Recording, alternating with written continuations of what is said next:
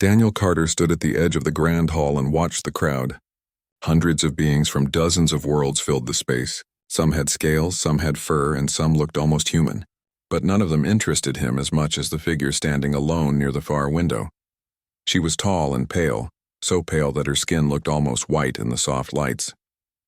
Her dark hair fell past her shoulders in straight lines. She wore a long black dress that seemed to absorb the light around her. Even from across the room, Daniel could see her eyes. They were a deep red color that should have looked frightening, but they didn't. They looked sad. Princess Varith of the Sanguinar Empire, the alien vampire princess. That was what everyone called her people: vampires, blood drinkers, life stealers. The rumors said they could drain the energy from any living thing with just a touch. One touch and you would fall down dead. Daniel had received the same warning as everyone else on the human ship. Stay away from the Sanguinar. Don't talk to them unless they speak first. Never ever approach Princess Varith alone. Keep at least 15 feet of distance at all times. The warnings came from species who had dealt with the Sanguinar for hundreds of years. They knew the danger, but as Daniel watched the princess, he saw something different. He saw the way other beings moved around her, giving her space like she carried a disease. He saw how she stood perfectly still, her hands folded in front of her. He saw how no one met her eyes. She was alone in a room full of people. Daniel knew that feeling. Humans were new to the galaxy. Only 50 years had passed since first contact with alien life. In that time, humanity had expanded fast, taking planets and building colonies. Other species called them aggressive, dangerous, young and foolish. At every diplomatic meeting, Daniel felt the other species watching humans with fear and distrust. He looked around the hall again. Ambassador Hayes stood with a group of insect-like beings nodding and smiling. Captain Morris talked with a tall blue alien near the food tables. Lieutenant Sophie Manning stood close to Daniel, holding a glass of something purple. Sophie noticed where he was looking. She touched his arm. Her voice was quiet and worried. "Don't even think about it." "You heard the warnings. The Sanguinar are dangerous." Daniel kept watching the princess. "She doesn't look dangerous. She looks lonely." "That's exactly what makes her dangerous," Sophie said. "Predators always look harmless before they strike. Promise me you'll stay away from her." Daniel didn't promise anything. He just kept watching. The reception was supposed to be a celebration. This was the first official meeting between humans and the Sanguinar Empire. The Sanguinar controlled 17 star systems. They had technology humans could only dream about. A treaty with them would make humanity stronger and safer in the galaxy. But fear filled the room like a bad smell. Everyone knew the stories. The Sanguinar had fought terrible wars long ago. They had destroyed entire civilizations. Their warriors could fight for days without rest, feeding on the energy of their enemies. Even now, after centuries of peace, no one trusted them. A loud crash broke the quiet conversations. Near the center of the hall, a human diplomat had stumbled and knocked over a table. Drinks spilled everywhere. The liquid splashed across the floor and onto the robes of 3 Sanguinar nobles. The room went silent. The Sanguinar nobles stood slowly. Their eyes began to glow with a soft red light. The human diplomat backed away, his face white with fear. Other humans rushed forward to help. More Sanguinar moved closer. Voices rose. Someone shouted. The peaceful reception was turning into something dangerous. In the confusion, Daniel saw Princess Varith turn away from the scene. She walked quickly toward a door at the side of the hall. No one else noticed her leave. Everyone was too busy watching the argument grow louder. Daniel made his choice. He set down his drink and followed her. The door led to a long corridor. Daniel walked fast, his shoes making soft sounds on the metal floor. The sounds from the hall faded behind him. He turned a corner and saw another door at the end. It was open. Through it, he could see stars. The observation deck was quiet and empty, or almost empty. Princess Varith stood at the window wall, looking out at the nebula beyond. The clouds of gas and dust glowed in colors of purple and blue and green. They were beautiful, but she wasn't really looking at them. Her reflection in the glass showed a face full of tiredness. Daniel took a breath. Every training session and every warning screamed at him to turn around, to go back, to stay safe, but he didn't listen. He walked forward. He stopped right beside her, not 15 feet away, not even 5 feet, right next to her, close enough to touch, close enough to be dangerous. Princess Varith didn't move. She stood like a statue, frozen in surprise. Daniel leaned closer. His voice came out as a soft whisper, barely more than a breath. "You look as tired of this performance as I am." For a long moment, nothing happened. The princess stood perfectly still. Daniel could hear his own heart beating. He wondered if he had just made the biggest mistake of his life. Then she turned her head. Slowly, her red eyes met his brown ones. Up close, they were even more beautiful. They seemed to glow with their own inner light. But there was something else in them too. Surprise, confusion, and maybe, just maybe, a tiny bit of hope. Her voice was soft but clear. Each word was careful and precise. "You should not be here. You should not speak to me. Don't your people fear mine?" Daniel smiled a little. "They do, they're terrified. But I've learned something in my job as a xenolinguist. Fear usually comes from not understanding, and I'd rather understand than be afraid." The princess studied his face for a long moment. Her expression was hard to read. Was she angry? Curious? Amused? Daniel couldn't tell. Finally, she spoke again. "You are either very brave or very foolish." "Probably both," Daniel admitted.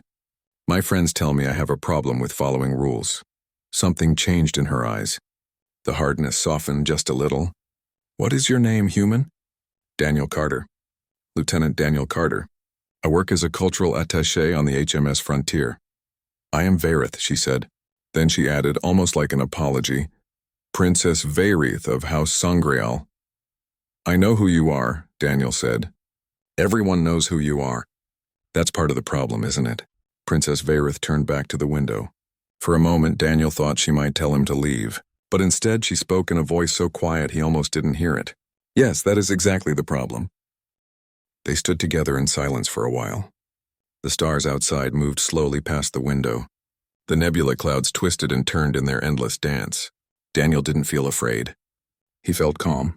Something about standing next to the princess felt right, even though everyone said it was wrong. Princess Varith finally broke the silence.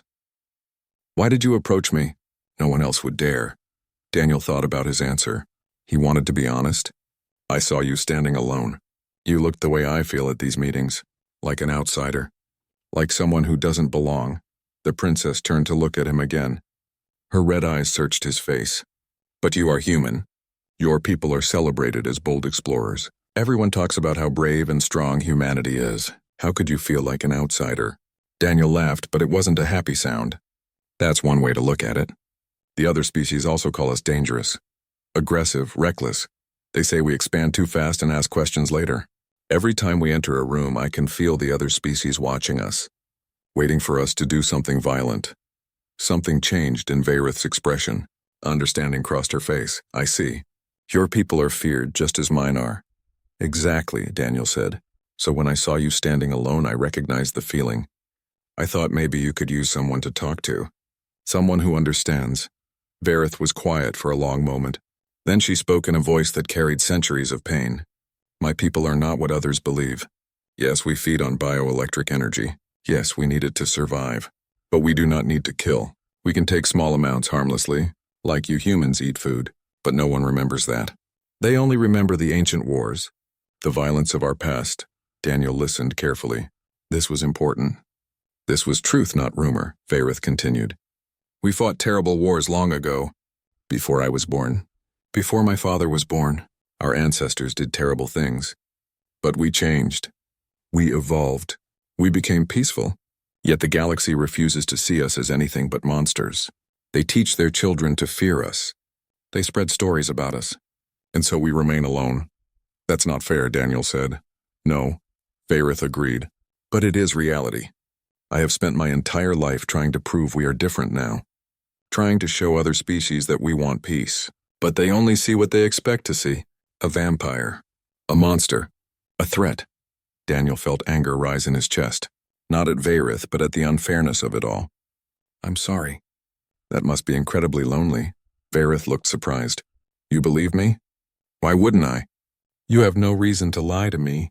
And besides, I've learned that first impressions are usually wrong. The galaxy thought humans would be peaceful explorers. Instead, we turned out to be fighters. Maybe the galaxy has your people wrong too." For the first time, Varith smiled. It was small and careful, like she wasn't used to smiling. But it was real. "You are strange, Daniel Carter." Strange in a good way. They talked for over an hour. Varith told him about Sanguinar culture, how they valued art and music, how they wrote poetry about the stars, how they built beautiful cities that floated in the clouds of gas giants. Daniel told her about human history, about Earth, about music and books and all the messy, complicated things that made humanity human. Daniel found himself laughing at Varith's dry sense of humor. She found herself asking questions, genuinely curious about this strange human who wasn't afraid of her. Time passed quickly. Too quickly, a voice came from behind them. "Daniel, there you are!" It was Sophie. She stood in the doorway, her face full of worry and anger. "Everyone is looking for you. The ambassador wants to know where you went." Sophie's eyes moved to Princess Varith. Fear crossed her face. "Step away from her, Daniel, now!" Daniel didn't move. "Sophie, it's okay. We were just talking." "Just talking? Daniel, do you have any idea how dangerous this is? If anything happened to you, it could destroy the entire treaty negotiation. Please come back with me." Varith stepped back. Her expression closed off, becoming cold and distant again. "Your friend is right. You should go. It was foolish of me to keep you here so long." "No," Daniel said firmly. "It wasn't foolish. This was the best conversation I've had in months." He looked at Sophie. "Give me 5 minutes, please." Sophie looked between them. Finally, she nodded. 5 minutes. Then I'm coming back with security." She left, but kept the door open. Daniel turned back to Varith. "I want to meet with you again." "To talk more?" Varith shook her head. "That would be unwise. Your people would not approve." "My people would not approve. I don't care what they approve of," Daniel said. "Do you want to meet again?" Varith hesitated. Daniel could see the war happening behind her eyes. Want versus duty, hope versus fear. Finally, she spoke. "Yes, I would like that." "Then we'll find a way," Daniel promised. Over the next 3 days, they met in secret. Daniel found excuses to leave his duties. Varith slipped away from her guards. They met in empty cargo bays and quiet gardens. Each time they talked for hours. About everything and nothing. About their hopes and fears. About their dreams for peace between their species. Daniel learned that Varith loved music. He played her recordings of human symphonies on his datapad. She closed her eyes and listened, her face peaceful. She taught him words in the Sanguinar language. He struggled with the pronunciation and she laughed. A real laugh, bright and clear. But their secret couldn't last forever. On the 4th day, Ambassador Hayes called Daniel to his office. The ambassador's face was red with anger. "What do you think you're doing?" Hayes demanded. "Multiple people have reported seeing you with Princess Varith alone. Do you understand what kind of message that sends?" Daniel stood straight. "With respect, sir, I was engaging in cultural exchange. Isn't that my job? Don't be clever with me, Lieutenant. Your job is to support the official diplomatic mission, not to run around having secret meetings with alien royalty. I'm ordering you to cease all contact with Princess Varith immediately. Is that understood?" Daniel wanted to argue. He wanted to explain that his conversations with Varith were more valuable than any official meeting. But he knew it would be useless. "Understood, sir." That evening, Daniel tried to send a message to Varith. But his communication device was blocked. Someone had cut off his access. He was being watched now. Every move monitored. 2 more days passed. Daniel felt the loss like a physical pain. He had found someone who understood him. Someone who saw past the fear and prejudice. And now that connection was being torn away. On the 6th day, something changed. A message reached Daniel through Sophie. She slipped him a data chip during lunch. Her voice was barely a whisper. This came through a back channel. "I don't know what it says. But be careful, Daniel. People are watching you." Daniel waited until he was alone in his quarters. He loaded the chip. Varith's face appeared on his screen. She looked tired and sad. Her recorded message was simple. "Daniel, my nobles are demanding I stop seeing you. They say I am bringing shame to our house, but before I obey them, I need to know something. You asked me a question through your actions. Why do humans choose connection over safety? Why do you reach out when everyone else pulls away? I need to understand this." Daniel recorded his reply immediately. He spoke from his heart. "Because isolation is a slower death than any physical threat.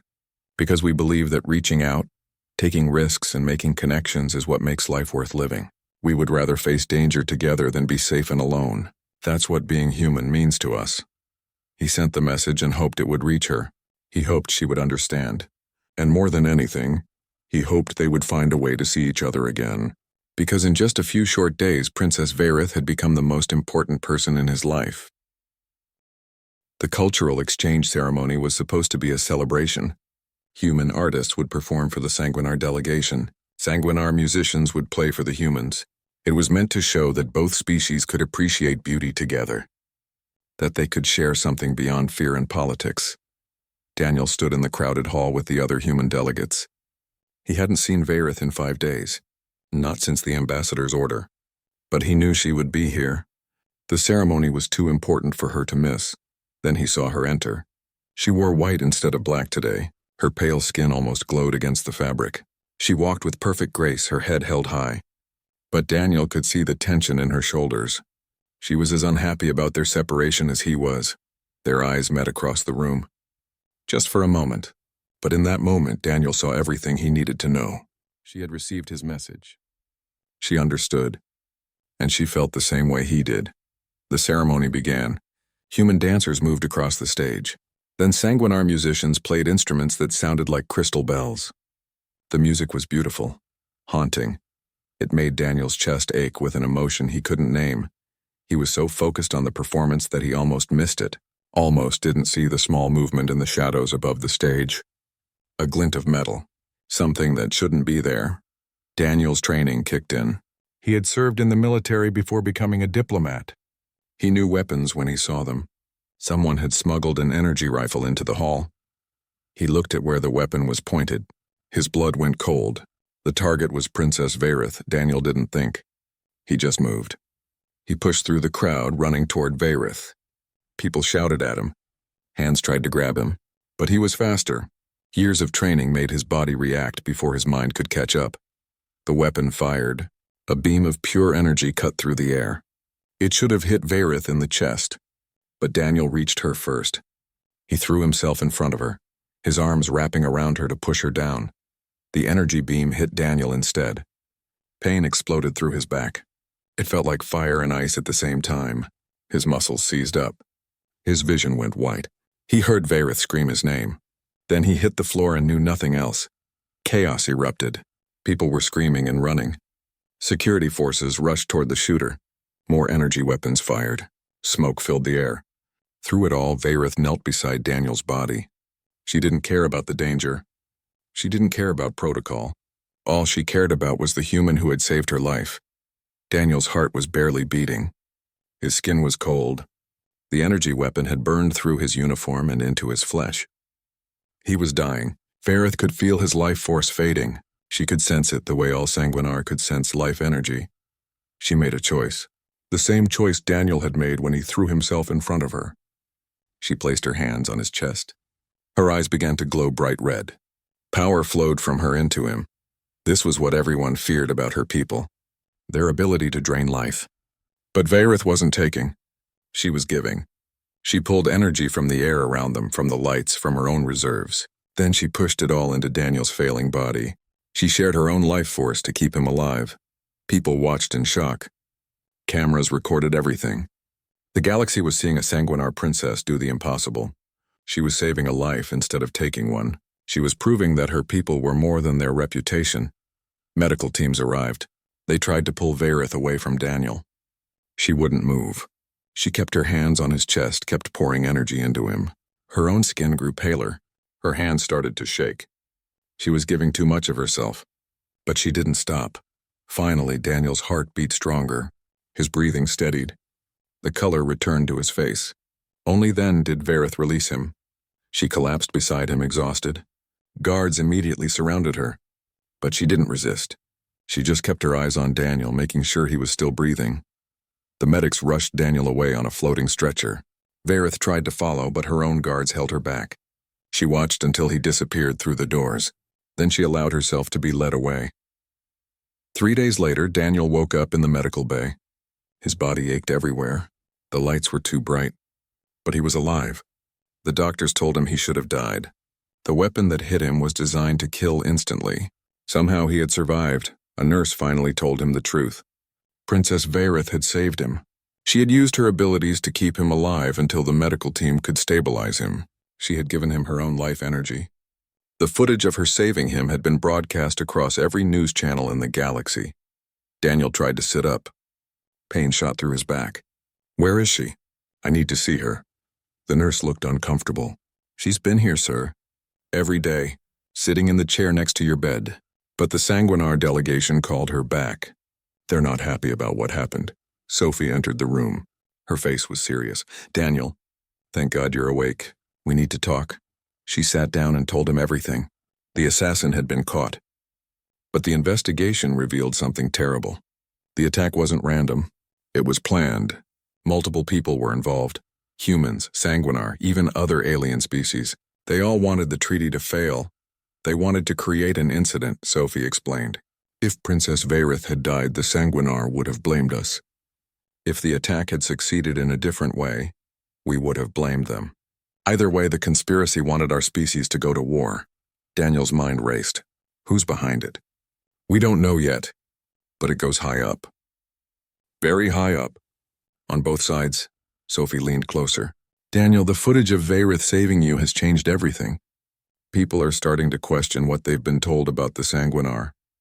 But there are powerful forces that don't want that questioning to continue."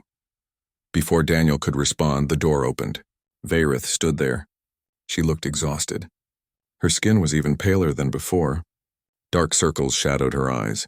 But when she saw Daniel awake, relief flooded her face. "I'll give you two some privacy," Sophie said. She left quickly, closing the door behind her.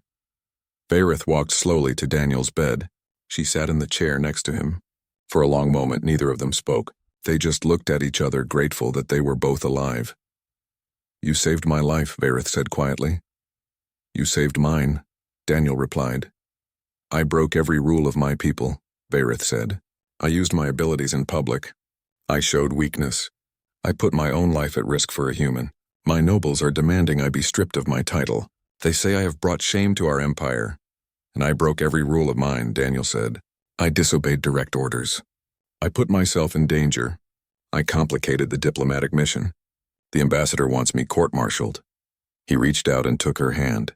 "But I don't regret any of it, do you?" Varith looked down at their joined hands. Human and Sanguinar, two species that weren't supposed to touch, two people who weren't supposed to care about each other. She squeezed his hand gently. "No, I don't regret it. Not for a moment." "Then we finish what we started," Daniel said. "We find out who tried to kill you. We expose the conspiracy. And we prove that humans and Sanguinar can work together." Varith smiled. It was a real smile, bright and determined. "Together," she agreed. Outside the medical bay, across the station and across space, the galaxy watched and wondered. A human had saved a Sanguinar princess. A Sanguinar princess had saved a human. The old fears and prejudices were being challenged. And somewhere in the shadows, the people who wanted war were getting desperate. Daniel was released from the medical bay 2 days later. He could walk, but his back still hurt with every step. The doctor said he was lucky to be alive. He knew they were right. Without Varith, he would be dead. But being alive came with problems. Ambassador Hayes called him in immediately. The ambassador's office felt cold and unwelcoming. Hayes sat behind his desk with his arms crossed. His face was hard with anger. "Lieutenant Carter, you are hereby relieved of all diplomatic duties pending a full investigation. You will remain confined to the ship. You are not to have any contact with the Sanguinar delegation. Is that clear?" "Sir, with respect, I was trying to save her life. Someone tried to kill Princess Varith. We should be investigating that, not punishing me for stopping it." Hayes leaned forward. "The investigation is ongoing, but your personal involvement with the princess has become a liability. You've compromised your objectivity. You've made this mission about you instead of about humanity's interests." Daniel felt anger rise in his chest. "Humanity's interests? Sir, someone tried to start a war between our species. That should be our priority." "That's enough, Lieutenant. You're dismissed." Hayes turned to his computer screen, ignoring Daniel completely. Daniel left the office. His hands were shaking with frustration. They were focusing on the wrong thing. Someone had tried to kill Varith. Someone wanted the treaty to fail. But instead of investigating that, they were worried about protocol and proper behavior. Sophie found him in the ship's common area. She slid into the seat across from him. "I heard. I'm sorry, Daniel." It's not right, Daniel said. We should be working with the Sanguinar to find who's behind this. Instead, everyone is more concerned with keeping us apart. Sophie looked around to make sure no one was listening. Then she leaned close. What if I told you I've been doing some digging? Quietly. Without official approval, Daniel's attention sharpened. What did you find? Communication logs, money transfers, meeting records. There's a group within our own military that doesn't want the treaty. They think an alliance with the Sanguinar would make humanity look weak. They want us to stand alone as the dominant power in this sector. Who leads it? Sophie hesitated. Commander Kane. He's part of military intelligence. Very connected, very powerful. Daniel knew the name. Kane had given several speeches about human superiority, about not trusting alien species, about keeping humanity pure and strong. Do you have proof? Some. Not enough to arrest him, but enough to know he's involved. Sophie pulled out a data chip. I also found something else. The Sanguinar have their own conspiracy. A noble named Lord Craxus has been working against the treaty from their side. He wants the Sanguinar to expand militarily into human space. So we have traitors on both sides, Daniel said. It gets worse, Sophie continued. There's a third party involved. An ambassador from the Viridian Collective, Ambassador Tilar. He represents several older alien species. They're threatened by the idea of humans and Sanguinar working together. Two aggressive species in alliance would shift the balance of power in the whole sector. Daniel felt the weight of it all. This wasn't just about prejudice or fear. This was about power, about politics, about species who would rather see war than lose their position in the galaxy. We need to get this information to people who will act on it, Daniel said. That's the problem, Sophie said. Who can we trust? Kane has allies throughout the military. Craxus has support among the Sanguinar nobles. Talar has influence with multiple governments. They've covered their tracks well. Any official investigation would be stopped before it started. Daniel thought hard. There had to be a way. Then an idea came to him. A crazy, dangerous idea, but maybe the only one that would work. What if we bypass the official channels completely? What if we take the evidence directly to the people? Sophie's eyes widened. You mean a public broadcast? Daniel, that would end both our careers. We'd be court-martialed for sure. Maybe. But if we present the evidence publicly, they can't cover it up. Both governments would be forced to investigate. The conspiracy would be exposed. It's incredibly risky, Sophie said, but Daniel could see her mind working. She was considering it. Everything about this mission has been risky, Daniel said. But we can't let these people start a war. Too many lives are at stake. Sophie was quiet for a long moment. Then she nodded. Okay, I'm in. But we'll need help. We can't do this alone. I know someone, Daniel said, if I can get a message to her. That night, Daniel managed to send an encrypted message to Varith. He explained the conspiracy. He explained his plan. He asked if she would help. It was dangerous for her too, maybe even more dangerous. But he had to ask. The reply came 6 hours later. Just 2 words. I'm ready. The next 3 days were a blur of secret meetings and careful planning.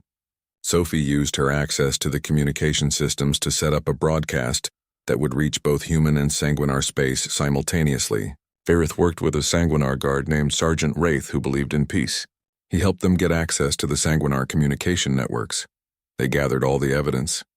Communication logs showing Kane, Craxus, and Talar working together. Financial records of payments to the assassin. Strategic documents outlining their plan to create incidents that would lead to war. Everything they needed to prove the conspiracy. The broadcast was scheduled for the morning of the 7th day. But the night before, something went wrong. Daniel was in his quarters when his door burst open. Commander Kane stood there with 2 armed guards. Lieutenant Carter, you are under arrest for conspiracy and treason, Kane said. His voice was cold. His eyes were colder. Daniel's heart raced. They knew. Somehow they had found out about the broadcast. On what grounds? You've been communicating with enemy agents. You've been accessing classified information. You've been planning to broadcast military secrets. Kane stepped closer. Did you really think we wouldn't find out? The guards moved to grab Daniel. But before they could, the lights went out. Emergency lighting kicked in, bathing everything in red. An alarm started blaring. Sophie's voice came through the ship's communication system. All personnel, we have a security breach in Sector 7. Commander Kane is wanted for questioning in connection with the assassination attempt on Princess Varith. He is to be detained immediately. Kane's face twisted with rage. You stupid girl. You've just signed your own death warrant. But the guards were confused. They didn't know who to believe. In that moment of hesitation, Daniel moved. He punched Kane in the jaw. The commander went down. Daniel grabbed his access card and ran. The ship erupted into chaos. Loyal crew members fought against Kane's conspirators. Alarms blared. Weapons fire echoed through the corridors. Daniel ran toward the communication center. He had to reach Sophie. They had to start the broadcast now before Kane's people could stop them. He burst into the communication center. Sophie was there with Varith. The princess must have come aboard during the confusion. She was helping Sophie set up the broadcast equipment. Are we ready? Daniel asked. Almost, Sophie said. Her fingers flew across the controls. 30 seconds. The door exploded inward. Kane stood there with more guards. His face was bloody from where Daniel had hit him. He raised a weapon. It's over. Step away from the controls. Varith stepped between Kane and the others. Her eyes began to glow red. No, this ends now, Kane fired. But Varith was faster. She moved like lightning, her hand catching the energy beam and dispersing it. The power that everyone feared, the ability that made people call her people monsters. She was using it to protect, not to harm. We're live, Sophie shouted. Broadcast is going out now. Daniel moved to the camera. Varith stood beside him. Together they faced the galaxy.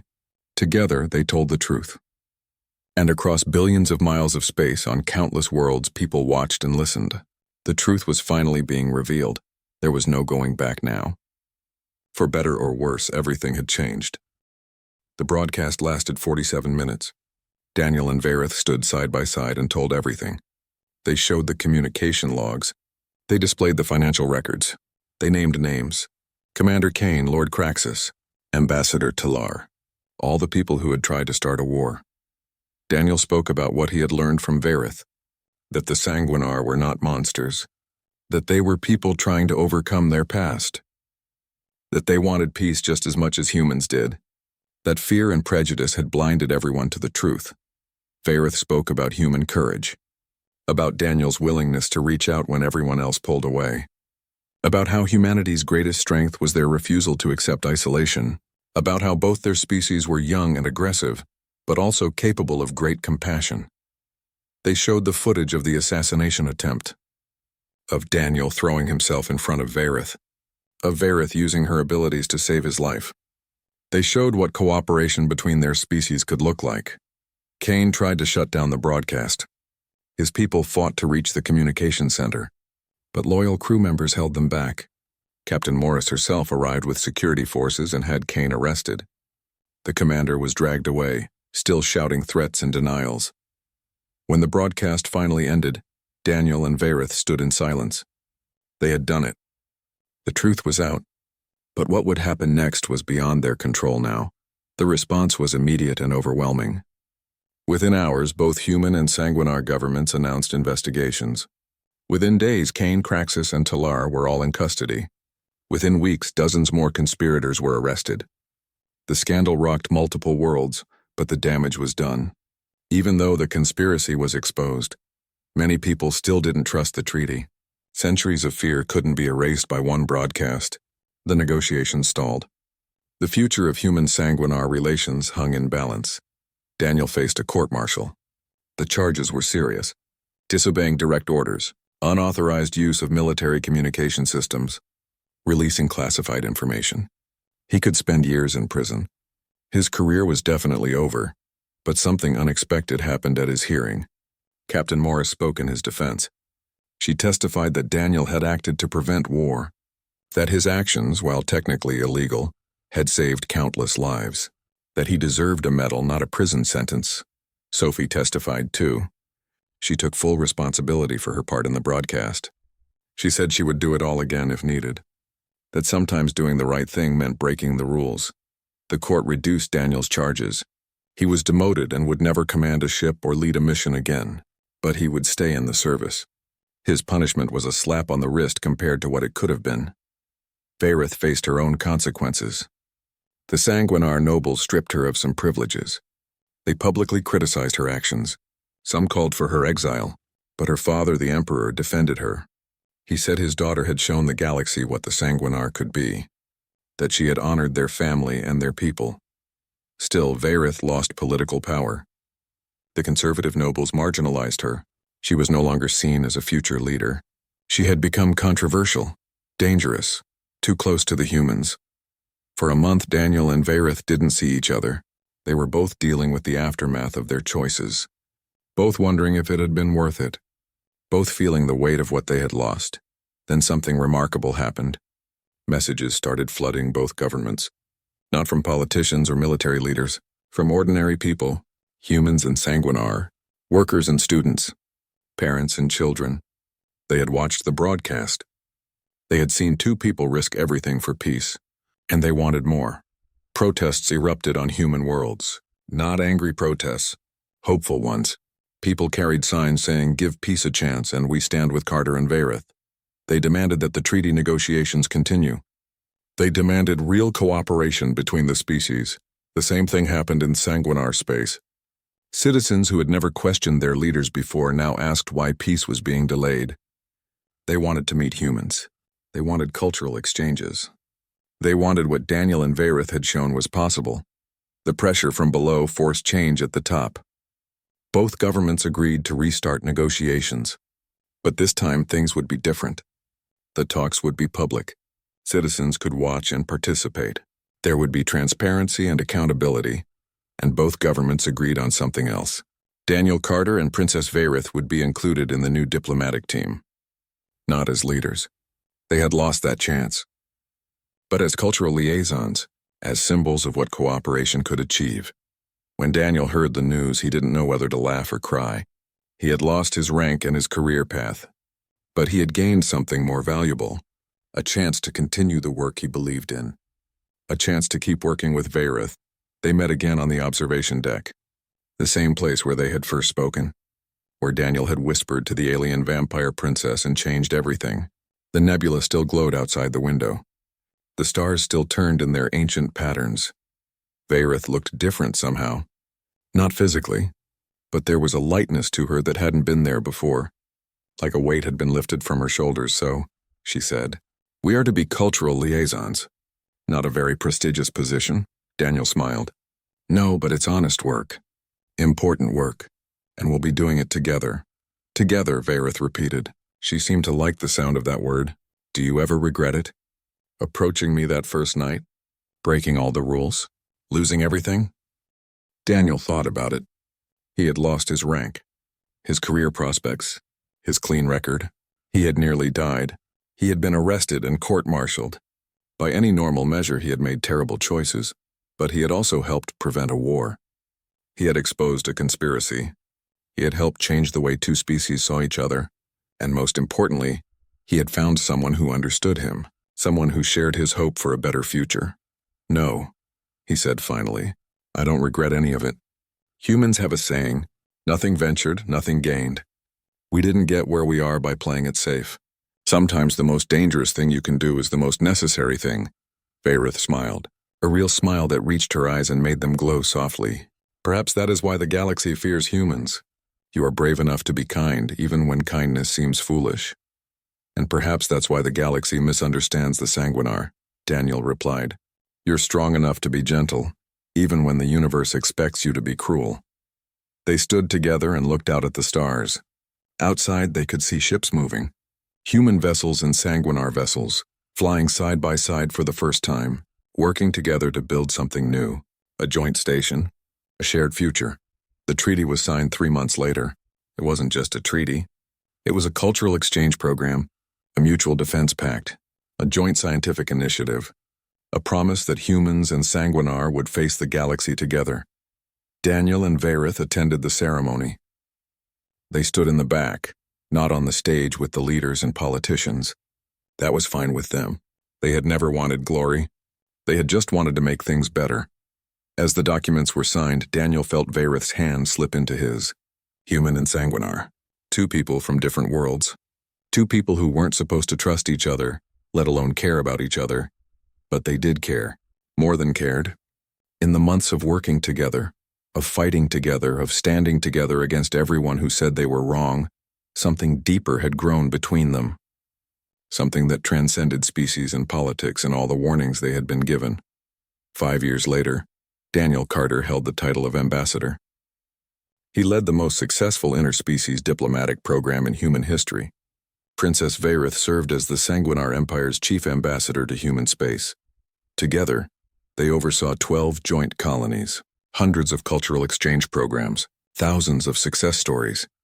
The conspiracy that had tried to tear them apart was now taught in schools, a cautionary tale about the dangers of prejudice and fear-mongering, a reminder that those who sought power would always try to divide people. Children on both human and sanguinar worlds learned about the ambassador and the princess, about how they had reached across the divide when everyone said it was impossible, about how they had proven that courage and kindness could change the galaxy. Daniel and Varith rarely talked about those early days. They were too busy building the future they had dreamed of. But sometimes, on quiet evenings, they would return to that observation deck. They would stand at the window and watch the stars. And Daniel would remember that first moment, when he had walked up to the alien vampire princess, when he had broken every rule and every warning, when he had whispered in her ear and changed both their lives forever. Sometimes Varith would ask him the same question. If he could go back knowing everything that would happen, would he still approach her? And Daniel would always give the same answer, every single time, without hesitation, without doubt. Yes. 1,000 times yes. Because sometimes the bravest act is a whisper in the dark. Sometimes the most human thing you can do is reach out to someone different from yourself. Sometimes breaking the rules is the only way to change the world. And sometimes when you dare to speak to the alien vampire princess everyone warned you about, you don't just change your own life. You change the fate of civilizations. You prove that connection is stronger than fear. You show the galaxy that peace is possible, all because one human had the courage to approach, to speak, to listen, to care.